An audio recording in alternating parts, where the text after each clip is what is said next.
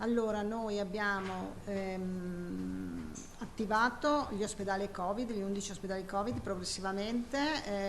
Il primo che è partito è stato quello di Villafranca, perché già sabato c'era una situazione un po' più di pressing su Verona e quindi abbiamo attivato Villafranca subito, attivazione completa. Gli altri sono partiti tutti, erano già in attivazione, con una lettera che è stata formalizzata lunedì a tutte le varie direzioni generali e sanitarie. La lettera era accompagnata anche del documento che è uscito dal CTS regionale, che prevede quindi, con l'attivazione dei Covid Hospital, degli 11 Covid Hospital, tutta una serie di riduzioni modulari delle attività.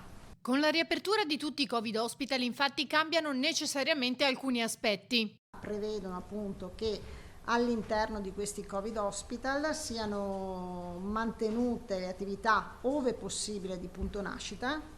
Dico già che Villafranca andava nella direzione di chiusura invece del punto nascita, rispetto invece, non so, a Schiavonia a Sant'Orso, perché essendoci dei problemi di personale, quindi volendo recuperare anche la guardia anestesista, quindi andavamo in questa direzione. Quindi mantenendo il punto nascita, che hanno punto nasciti con percorsi separati e quindi non c'è commistione tra i vari percorsi.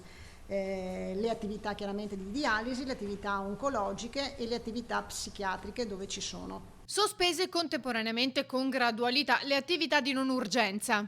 Ossia garantiamo le prestazioni, quelle con a 24 ore e a 10 giorni, mentre c'è una progressiva sospensione, graduale sospensione delle attività, quelle specialistiche ambulatoriali, a 30 e a 60 giorni. Questo perché, l'ha ripetuto il Presidente, perché dobbiamo cercare di recuperare personale